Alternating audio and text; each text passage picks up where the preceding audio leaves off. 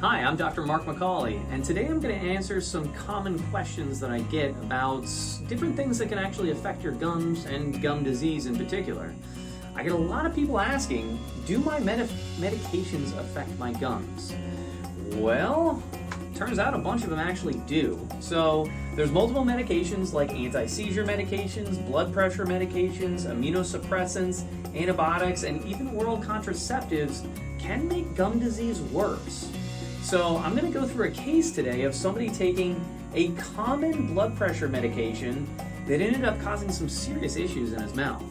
So this is a guy who came in, and you can see his gums are very inflamed right there.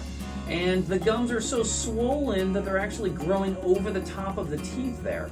That is not supposed to happen like that. So this is something called amlodipine hyperplasia. So it's actually a gingival hyperplasia where the way the actual medication interacts with the body, if you get bacteria in there, you get basically any form of gum disease, it just makes it way worse, and then you end up getting some severe inflammation.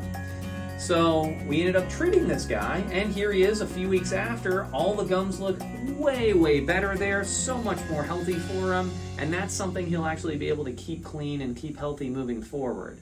So this is something where, again, if you're taking some of these medications and you notice some bleeding, some swelling, anything like that, come in, get checked out. It's definitely a good idea. So thank you very much. Have a great day.